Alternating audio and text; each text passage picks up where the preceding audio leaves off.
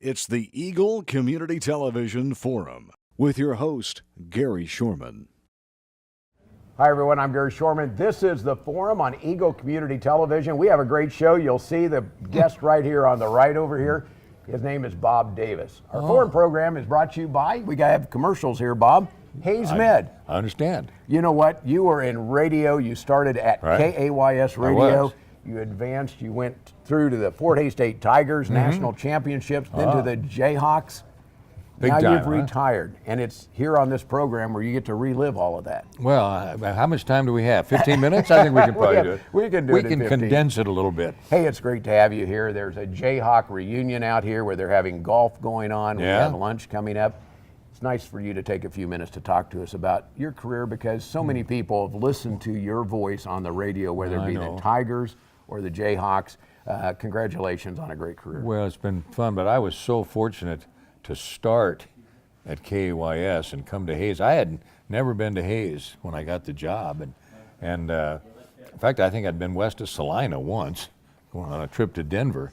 But the people that were here, the unbelievable management and ownership, and the people I worked with initially, if I wasn't the first, I was one of the first people that they had hired who had not worked previously in the industry. So I was really lucky, but I was also really inexpensive too. So it worked out well for everybody.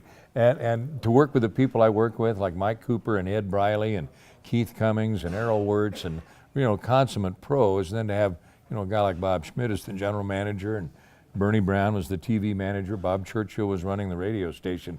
It was a great start, and I was here 16 years. It was a heck of a run. Well, you had a great run here with Fort Hays State, and then you went on to do the Jayhawks. What started you in the sports end of things? Because it was a time where radio, TV, just getting started. Why did you start doing sports? Well, that's what I always wanted to do. It started in the 8th grade that I wanted to do that. I had a cousin who'd been in broadcasting. My dad had been a small town sports writer in southeast Kansas, and I thought the sports connection, I was interested in radio. When I came out here, my original thought was I could work here maybe a year or two and get some experience and go somewhere and be a sports announcer. But as luck would have it, Keith Cummings, who was our news and sports director, left KAYS to go to Lansing, Michigan toward the end of that first football season. And there we are with commitments to do Fort Hays and Hays High and the cadets at that time and all the sports stuff. And I asked, Bob Churchill and Bob Schmidt and everybody if I could have a shot at doing that. And, they were dumb enough to let me do it, or else they had the foresight to let me do it. And that's how it all started. And it was so much fun. We did, 50 basketball games a year and 20 or 25 football games. And we did a lot of baseball. In fact, the first play-by-play I did on live radio was a baseball game. Well, you, at one point, did the Kansas City Royals, and that talent continued on through your career. You do something that maybe a lot of announcers know. You tell a great story with the game. Where did that start? Well, if I talk to college classes and people like that, it's a whole different deal now. But I grew up in the radio generation. My son cannot imagine growing up without ESPN. But I said, we had radio, and that's how you listened and followed ball games. Now there might be a Big 8 game of the week or the baseball game of the week that was on TV, but it was a radio deal, and I just loved it. I could listen to guys all over the country, listen to major league announcers or the guys in this state doing KU and K-State and college sports, and I just thought that'd be so much fun, and it worked out. And when I came out here, I was stunned at how good, as I mentioned, the people on this staff were, but Keith Cummings was as good as anybody. And it was a little bit intimidating to come out and try to fit in. Was he one of your sports mentors then for the play-by-play technique? For a brief technique? time. I just worked with him about 2 to 3 months before he left. But he had kind of a sense of urgency. He would say, "Now I'm leaving, learn," and of course Bob was great and very helpful. Bob, first time I was doing football after Keith left, Bob Schmidt went with me. And that was both intimidating and a comfort, to have him along. But this radio operation, and the same in Goodland, was so much better than you would normally think of a broadcast operation in a relatively small community. There's the expression, big leaguer in a small market. We had a bunch of guys who were like that, starting with the ownership. Well, you transferred from Fort Hays State, had an opportunity to go to KU. Right. Be the voice of the KU Jayhawks, and there's a lot of stories, I'm sure, fun things to go along, not only that transition, but what was happening there. Since that time, you've been honored everywhere. Well, Have you been surprised about the honors you received? Like things like boots down, and you had a pair of orange boots, I think now. you got a horned frog from the TCU guys, and a lot of What do you things. do with your horned frog? Well, anyway? it's in I call it the blue room. I have a blue room that's got a lot of kind of Jayhawk Royals. Blue's been a big color for me. Tell you, KYS did something they certainly didn't have to do. My 16th year in Hayes, a real good friend of mine by the name of John Rooney, who had done Pittsburgh State for a period of time. John was now the voice of the St. Louis Cardinals, and he's done the White Sox and Minnesota Twins. But John was doing Missouri basketball at that time on Learfield, Missouri Net, and they had like 70 stations, including KMOX. He called me one day and he said, I'm going to miss about 12 of our basketball games this year for other commitments. Would they let you come down and do these 12 games for us? I thought, boy, I don't know, but I asked, and Bob was all for it, and Bob Templeton, consented to do it, and that was the year Fort Hays won its first NAIA title. So I came back and got to do that, and did as many games as I could get to. But that was kind of the little crack in the door to come back and do a game on KMOX and places like that, and get to know people at Learfield, and then the next year they became the rights holder at Kansas, and that's how it happened, really. And when you got there, the transition, because there had been a long-time broadcaster that you had to follow. Oh, we had some great broadcasters at KU. Of course, Max Falkenstein had his own broadcast for many years, and he started working with me. Tom Hedrick had 2 terms as the voice of the Jayhawks. Gary Bender had been there. Some of my boyhood idols, like Bill Grigsby and Merle Harmon, were 2 of the earlier announcers. And Merle knew Bob Schmidt, and when I came out to Hayes, I had corresponded with him for many years. He was so gracious to be kind of a mentor from long range, and he said, how lucky you are to go where Bob Schmidt is. You'll learn a lot from him. That'll be a great experience for you. But those kind of guys were my heroes growing up. Now, you were in the State House just recently. I was. And you were there talking about Bob Davis Day. Was it exciting in the State House? Oh, I don't know what excitement would be like in the State House. It was a little humbling when I couldn't speak. You can only speak if you're a member of the House or Senate. So I just kind of I just stood had to there. listen, huh? I knew a lot of the people there, so it was fun. It was very nice of them. Well, you've had some great honors. We're going to take a break and come back and talk about some of the people you know, what you saw out on the golf course today. Yeah. And maybe some of the things you have in store over the next few years in Okay. retirement. All right. Our guest is Bob Davis here on the Forum on Eagle Community Television. Back after this. It's a beautiful day in our super high-speed internet great customer service neighborhood. Like you, this is where we live. In fact, our company is employee-owned, so it's our goal to improve the quality of life for everyone in our community by delivering faster, more reliable internet, clearer, more feature-laden phone service, quality TV channels, all with the level of customer service you'd expect from people who are your neighbors. Eagle Communications. Our community connected. Welcome back to the second half of our forum here on Eagle Community Television. The forum is brought to you by Hayes Med.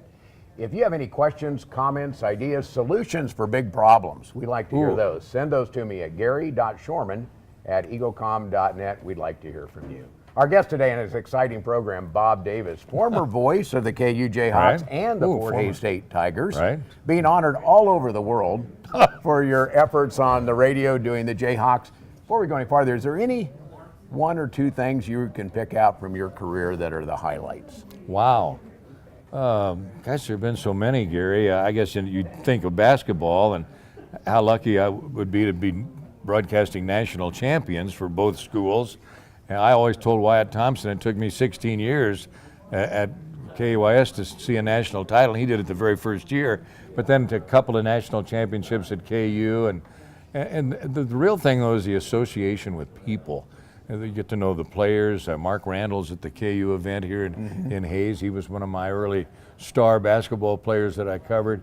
But and the coaches, the association is what makes it so important. We're still friends with Chuck and Jane Bram, who was my first basketball coach in Hayes, and Larry Weigel and his wife Kay Saran Weigel are friends of ours in Manhattan. They were Hayes people, but Joe Rosado, who is one of the basketball coaches here, was in our house for a visit about 3 months ago, coming from Florida, just to touch base with us. So that's the real thing.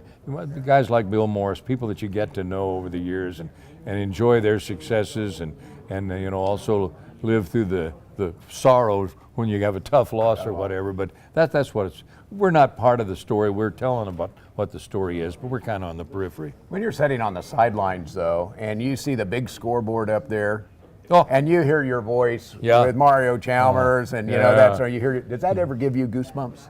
A little bit. He makes that shot every game. Every time. I've always thought it would be great if they'd edit that and he'd miss it one time and see what people would do. But he made it when it counted. Yeah, that's been really interesting. Your voice. I'm on a lot of highlight tapes over the years, but that really started here in Hayes with the highlight tape from the '84 national champion team. And the year before that, I think some of the old timers will remember Bill Morris' first team that went to Kansas City, the NAIA, finished third, and which was an unbelievable effort, and that set the stage for the 2 national titles. But the team they beat in the third place game was Chaminade, and Chaminade had beaten Virginia in that famous upset earlier in that same season. So that was a pretty memorable deal as well. Well, you're into retirement now, and we usually don't get to do a live audience, but we have a live audience back here. I don't know. Some of them look like they're alive. Yeah, some of them are looking out there anyway. So That's great. You're going into retirement. Yeah. You have grandkids. Tell us about the grandkids. Oh, they're great. The oldest is 5, Landon, and then he has a little brother, Will, who is 3, and then they have a fairly brand new baby sister, Amelia, but she goes by Millie, and Millie's 7 months old. So they're pretty terrific, and we get to be with them quite a bit. They live less than an hour away, and so the grandparent deal's okay. That's a pretty fun thing. Oh, Now, you're going to enjoy grandparenting. What else are you going to enjoy in your time off? Because when you're doing sports, you travel a lot. Oh. You're gone a lot. Well, and that was particularly true doing the baseball thing, because you're just on the road, half of the time during a 6-month period. But that was part of it, and you just understood that. I think the first road trip I took here was driving to Garden City to do a high school football game, and I couldn't get over the fact that Garden City was so many miles south and about the same number of miles west. And I had not been in western Kansas much, but I got familiar with Dodge and Garden and Liberal and Ulysses and Scott City and a lot of towns, and it was so much fun. And like I say, the fraternity of broadcasters.